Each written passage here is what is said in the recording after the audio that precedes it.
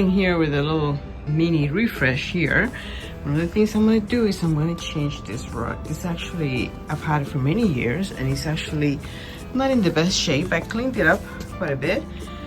I power washed the whole patio and all that, but as you can see, the edges are quite frayed. Also, it's a little small for the area, so I went ahead and bought a newer one. So, can't wait to show you. Let's move all this furniture out of the way so I can change it.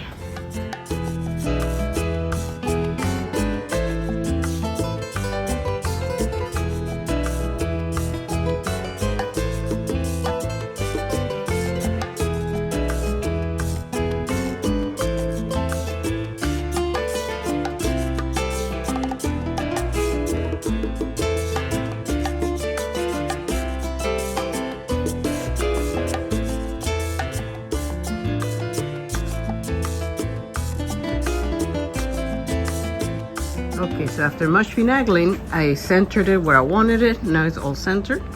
So you can see how the chairs actually rest inside of the rug, which is really the way it should be.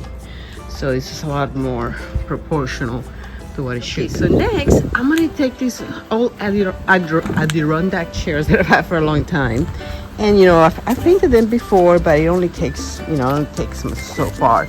And if you power wash, you end up power washing a lot of the paint you did, so, which is what I ended up doing. You can kind of tell on this one. So I'm just going to give it another spray paint and see how long that one lasts. You know, they're not fancy chairs or anything, so I'm okay with them not being super spiffy. Someday I'll have a different furniture, but for now I want to use what I have and kind of see how long I can have it go. I got these cushions last year and they've kind of done pretty well. They're pretty waterproof.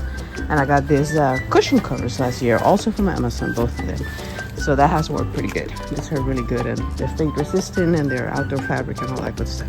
So for now, let's spray paint these babies again. Okay, and then the first order of business is to clean them again, because even though I pressure washed these guys, the birds didn't seem to get the memo and they pooped all over them again. So I need to give them a quick clean. I'm not going to power wash them, just do a quick clean and dry so I can get right to spray painting. Okay, so I cleaned them a little bit and scrub all the poop away and I hose them down. So now here they are in the before state before I get to spray paint them.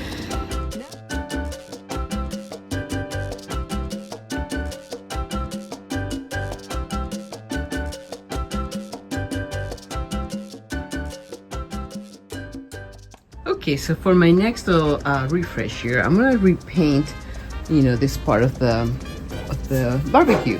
Not the black part. The black part needs a special paint. I'm gonna leave that one alone. I don't think I have any more of that. But as you can see, this, I think initially it was like a forest green, and then it was this lime green for a while, and then last year I did this blue, but some of the lime green is showing through. So I was gonna touch it up, or at least, you know, repaint it. But hoping that if I only buy one can of paint, that would be enough. Okay, I'm all taped up. I protected the floor. I'll try to cover all the places where the black's gonna be. And I'm ready for spray paint. And I decided I'm gonna try to go with this color, which is not exactly the same, but it's so close. So I think it'll be an easier coverage than if I try to change colors. So let's go for it. And because I always get spray paint on my fingers, I'm gonna put gloves on.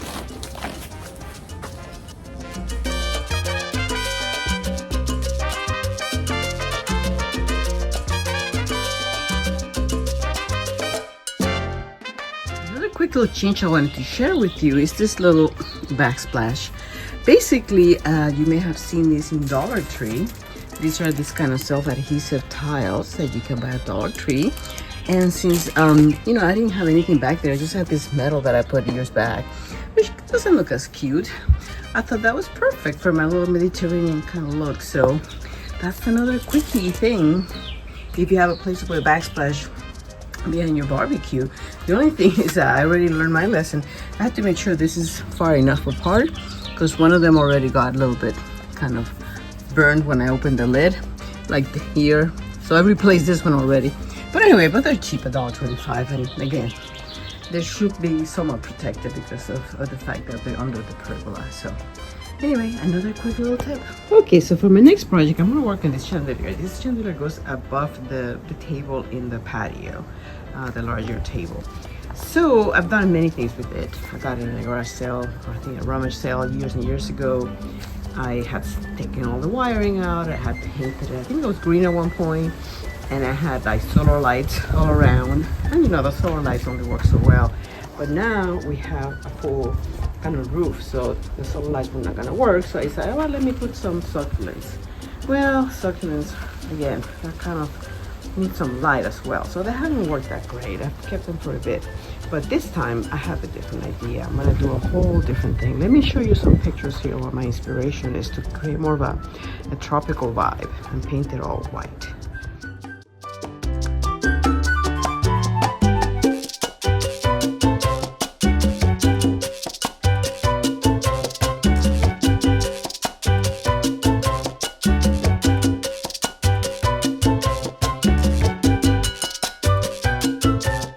Okay, so I propped up the chandelier up on my potting bench because the first thing I gotta do is take all this soil out of here. Because what I'm gonna put is actually, I'm gonna put here a pot light that I can actually, you know, can have some light. And then I have another thing that I'll tell you about later. But first thing is to kind of clean it up, take this out and preserve what I can. So let's do that. Okay, so it's all cleaned up now. So you've seen the idea of what I'm trying to do, make it tropical. So I started looking at the stuff that I have and see what I can use. I also bought some new ones.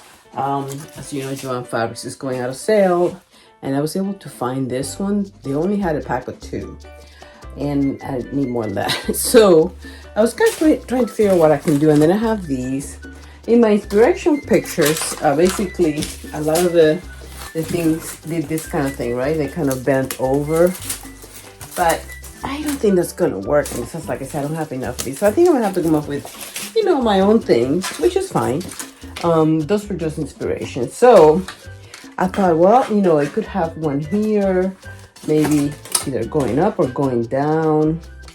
And then I thought, well, what if we have 2?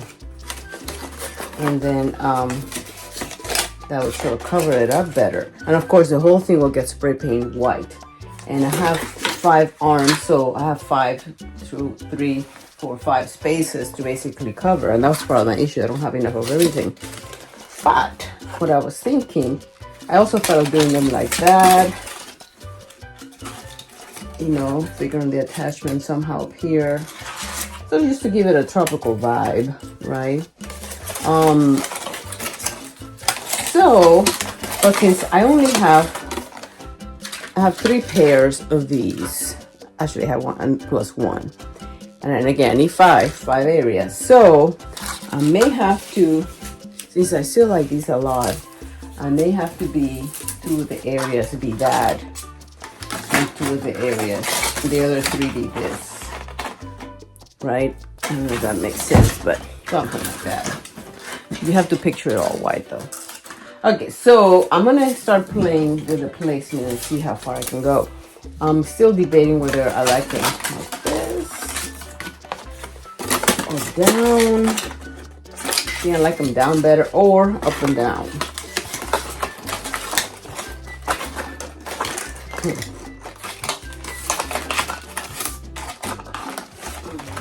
Let me know what you guys think would look better. But so, and I try to pair them up here according to sizes, because it looks like some of these are bigger, some are a little smaller.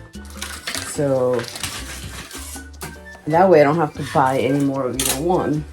Because I was thinking, oh, I'm gonna have to figure out where I even got this, which I don't remember. So that's the thought. Again, I don't expect this to last forever, but these are pretty sturdy, and once they get painted, then, you know, they might not be too bad. So let's try it out, see what happens. Okay, so here it's all barely fastened right now, but I guess I just want to see what it looks like first. Is this the idea? So then there's 2 sides that are just that. And picture it all white, and then I'll probably put some nice rope here to secure everything nicely. And I think I might glue them to each other. At least the pairs, instead of wiring them, because they're not staying very well where I'm putting them. But, you know. Okay, so I took them down from, you know, as I was playing with it. So I'm going back and forth, but I still think that maybe doing them like this is the best. I think they look more architectural than just doing one above the other. I don't know. I think I'm gonna go for this. I don't know if you agree or not, but and I think what I'm gonna do is cut the stem of one, leave the long stem because that's how I'm gonna attach it later. Leave the longer stem, cut the shorter stem, and then glue them together so that this will be, I'm gonna cut it like here. Let's hope this works. Ooh, careful there. Yeah, and the idea is to glue it all alongside that stem there.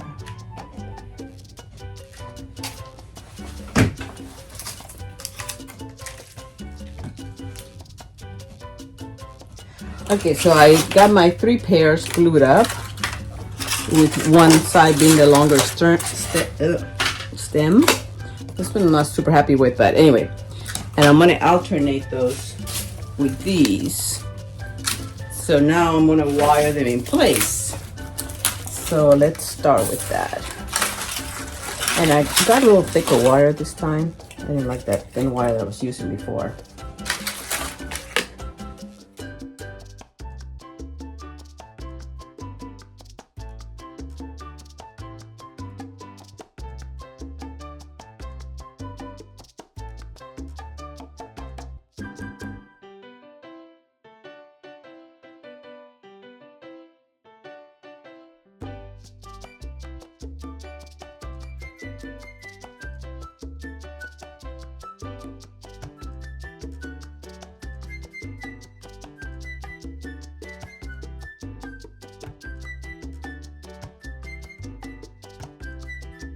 Okay, so I have several options. I have this nice rope, which probably will look good. And I have 2 long things of it, so I probably have enough. I also have this very, I don't know, it's more nylon kind of like. And then of course, good old jute. I was hoping it had thick rope, but I don't.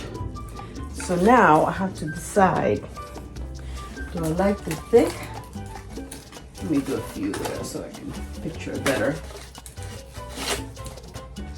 And you probably want to start pretty low so it covers all that. Do I like the thick? Or do I just like the thin jute? I'm thinking the jute might be better. I don't know why. Maybe because the color right now is so even. I think I'm gonna do this one. I have a ton of these too. And I could get it pretty tight, which is good.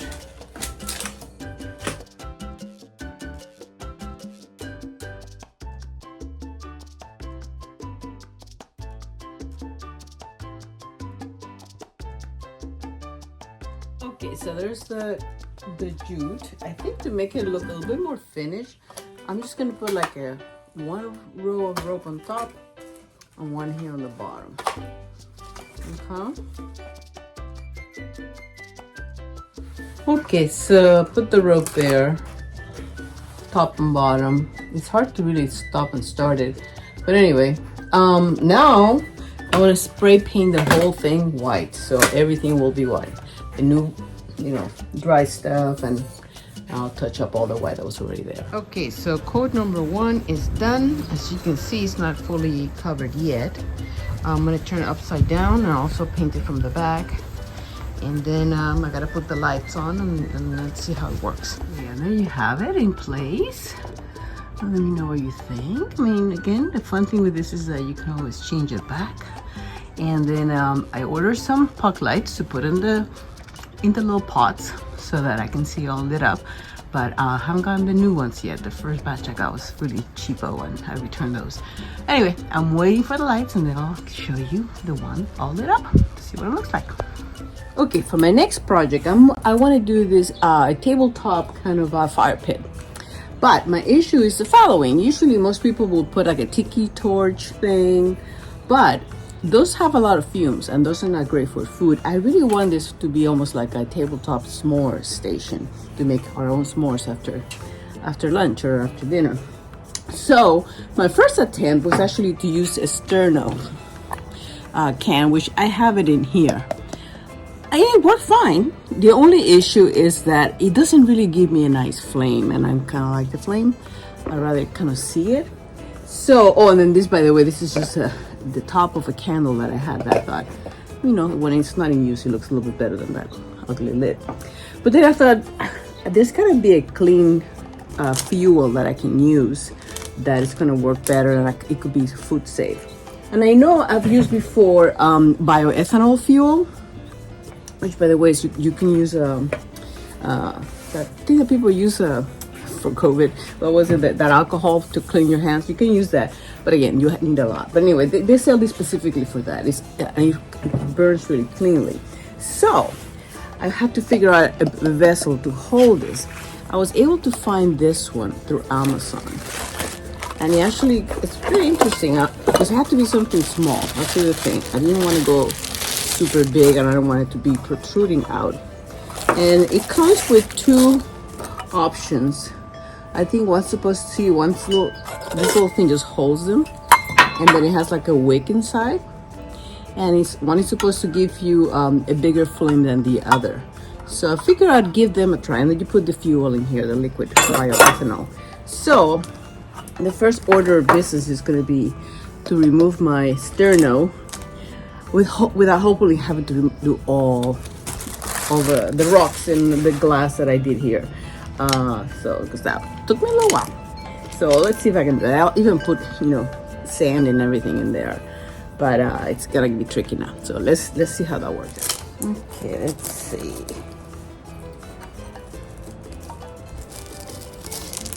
Okay, not too bad, not too bad. I purposely put sand so I could nestle things in. There you go. Not too bad. I mostly want this to be as flush as possible with the rest of the rocks.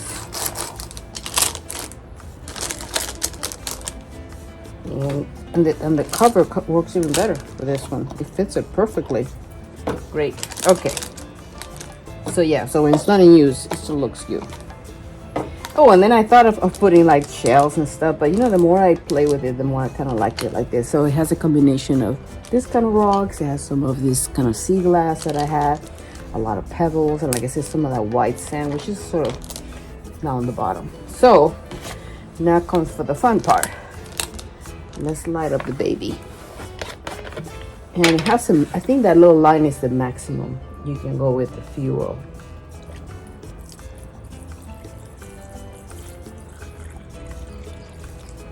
Okay, and I think that's the one with the bigger hole, so that's supposed to give me the bigger flame, I think. Let's see. Oh, okay. Well, this at least has a flame. Yeah, it's better than what the other one gave me, which is nothing. Okay. Well, there you go. That's easy. And this, by the way, is from Walmart. As many people use them. They're very nice. They're like $15 for the vessel. Now, to snuff it out, that's the other issue, right? Because I don't want to use this. This is vaseline. So I need like I wonder. I need to figure out snuffing. Oh, okay. Blowing when it works. Okay, that's easy. There we go. Yay! That's a nice fast one. There you go.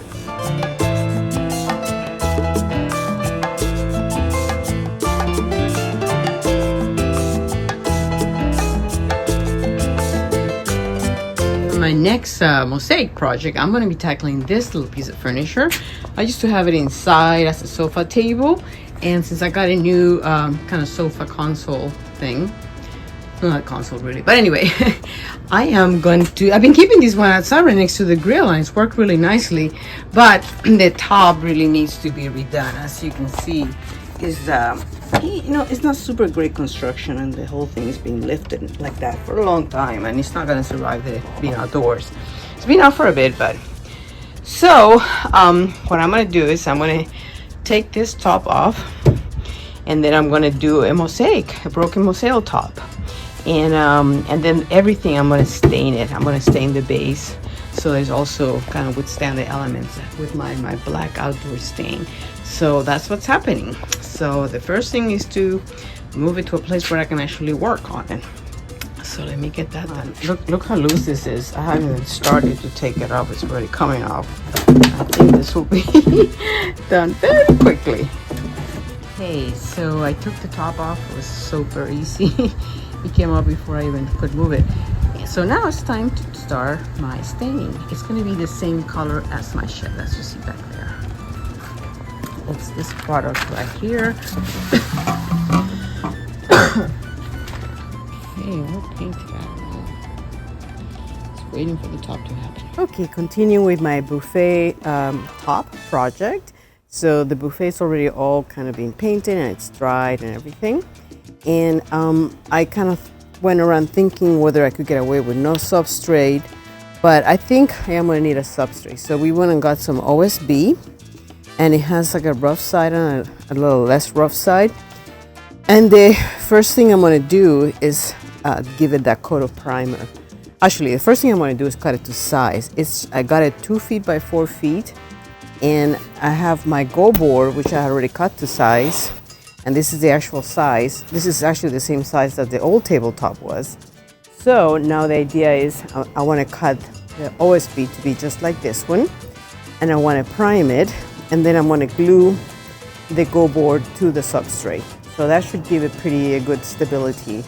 And then I have a little way of going to make it semi-attached to the top. I'll show you that later.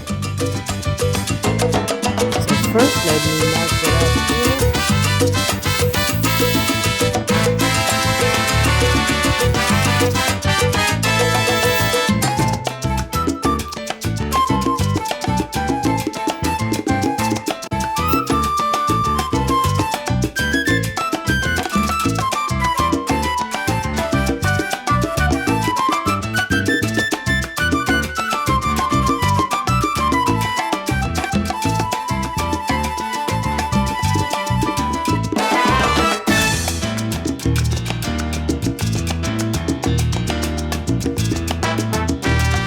Okay, I'm ready now to start my buffet mosaic table.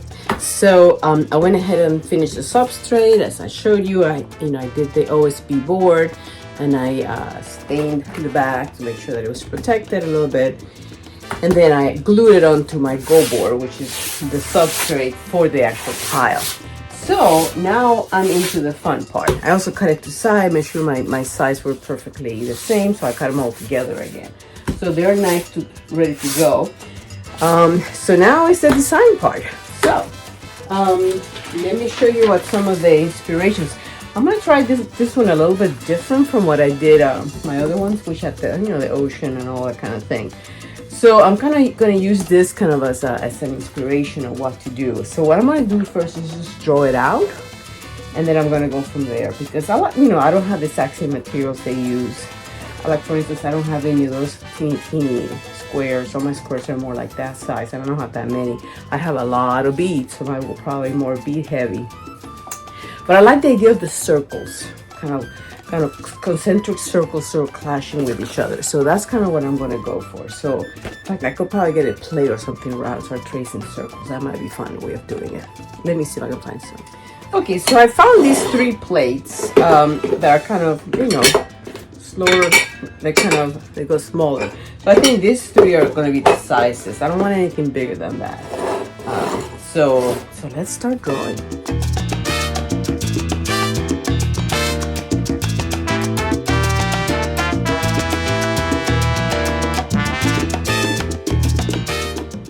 Okay, now that I got the pencil, I'm gonna go with my marker. It's a little darker. But yeah, be aware that this is not, necessarily what's gonna happen. You know how when you start playing and you see what materials you have, things can change. That's part of the process.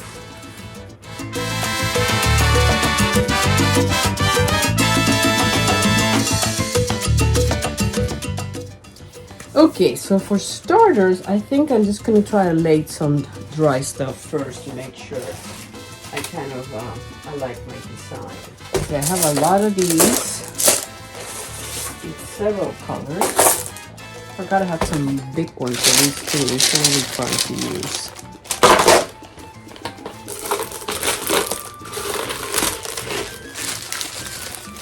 Lots of colors. Okay, well, let me show you what I ended up with. I did not think I was going to do it this way, but I kind of kept going, and it just kept making sense just to keep it all the same height pretty much. At one point I had made a border out of these kind of squares, but it just didn't feel right to have a border that was so thick with this design that's kind of loose and, you know, loosey-goosey with so many circles. So it's basically a play between circles and squares. And I think once you see it with the black ground, some patterns will be better defined. I try to create some spirals and things like that. So I think I'm pretty happy with it. I think the next thing I'm going to do, I'm going to get more of these because I want to use this for the border. I want to put the border first because I want to put it like at the right place. And to make sure that it kind of gives me a place for everything to fall in and things don't get over where they need to be. So that's where we're at. Okay, let me tell you a little bit about how and why I created the pattern the way it is. Partly, I had to use what I have. So usually what I did is I knew I had so many of these blue ones. And the one thing that you always have to think about is repetition, right? Repetition is important in design. So I wanted to make sure that, I mean, I only have blue here, but nowhere else. That would be kind of weird. And then, so I make sure that I use what I had throughout. In places where I knew I didn't have quite enough, then I did an alternate with another color to make sure I would have enough. Like for instance with the yellow, I only had a little bit of yellow, but I tried to extend it as much as I can in these two areas. So the idea was that, and I love the blue with the orange. It goes with a lot of the other things I have in the patio. So I definitely like that. I decided not to use the pink. I have some pink little marbles, but I felt like they didn't go with the color scheme. I kind of like this better with the blues and the orange and I have a lot of this kind of color. So those are kind of my filler. So anyway, so I figured out the shapes, right? I got my blue, and then it was a matter of repeating the pattern, and also then kind of, you could say, defining the pattern by doing the concentric kind of circles in alternating colors. That was one thing. And then of course I wanted to include some spirals, and I had a lot of these kind of little, and partly that's part of why I did it, because I had a lot of these clear ones, and these are the ones from Lowe's. So I knew I had enough to kind of create some nice spirals, even if they're just half spirals, you know. It just gives it a lot of movement, and it gives it kind of the eye a place to go and kind of meander through the design. So that's kind of how the pattern was created. And then I had a lot of these, as you know. At one point I thought of doing a border with them, but then it just didn't seem right. It just seemed too constricted, so I kind of took those out and I started again. And I just wanted to vary the colors, but it was kind of like give it like a little bit of a focal point to each of the areas, right? So that's what I'm trying to create here, where, you know, you have your main players, and the rest were kind of you know, the supporting characters, so to speak. So that's kind of how I created the pattern. And again, I used the other thing that I had as kind of a very general kind of base, but mostly that's kind of how, once I got going and I had kind of my shapes and where I wanted things, that's how the pattern kind of evolved based on what I had and all that. I had a lot of these red, big beads, and I wanted those to be kind of like, again, grouped together all throughout, not just in one place.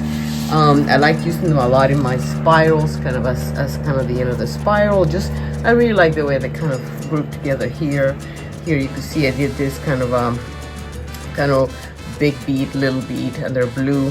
So I repeated that over here. It's not exactly the same, but it does give you that little repetition that's important, so that it doesn't look like something out of the blue. And then even with my yellow, I only had a couple of these, so I make sure at least I have two, you know. So there are two yellows, and I have this is more like a red orange, and I have two oranges here. So again, keeping it, you know, repeating those three colors throughout gives you a little bit of that continuity that makes it look like a well-defined design. Okay, I placed all my beads as I told you. Now it's time to start gluing them down. Again, this is not the way I normally do it, but I'm gonna go with it.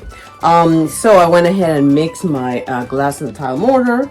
This is the one that's white on the back, which is really good because some of these are translucent, so that way the color of the actual tile will shine through better. If you put like a gray or some other color, it kind of mucks it up a little bit. Hopefully I have enough. We'll see. I kind of using what I had. So I'm gonna use the back butter technique, which is basically I'm gonna pick up every single little piece. I'm gonna start at one corner and work my way out. And my favorite thing to use actually is a fork. You know how sometimes when you tile, you give it little ridges to the things so that when it expands out, when you squish it down, you know, so it's the same kind of idea. The other way you could do it, I might do a little bit of mixture of both, is to actually put the mortar down first and then put your top. Sometimes, you know, it's not so bad to do it that way as well, because sometimes I don't like putting too much because then you're having to clean up a lot after yourself.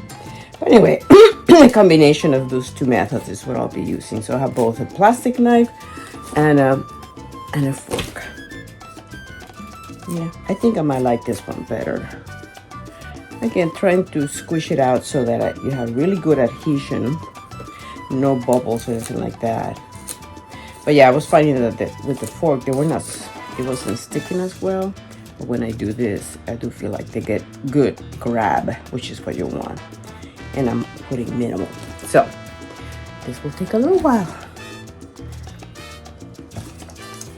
And with your knife or fork, you can also, if you have a lot of excess, it's better to get it up now than later. Later you can still do it, but it might not work as well. And try to work as clean as possible, which is the problem I always have. Keep your hands clean, because it's just, again, it's cleanable later, but it's just less work for you later when things are dry. You have to scrape things off and it just takes a lot longer. Okay, all of the marble tiles and all the glass tiles have been mortared down. I also did the edging, so now we let it dry for 24 hours. And tomorrow I'll be able to do some grouting. So there it is. The top view of this I can.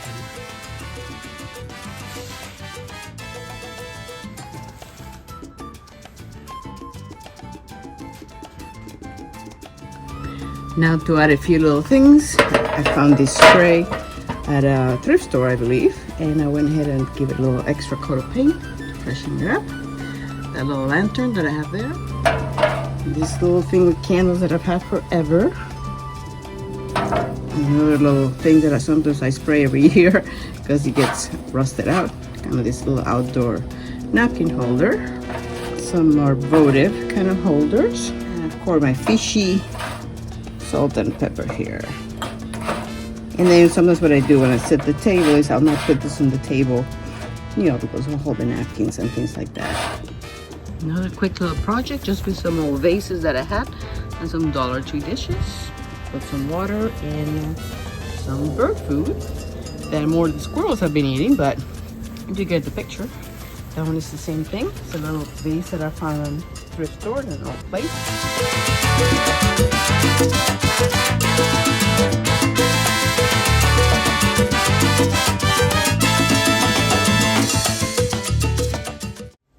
And here's the patio, all refreshed for this summer with just a few extra little projects, a new rug, a little paint here and there, and also our little fire pit patio, a little bit of a refurbish just with the painting of the chairs that makes them look brand new.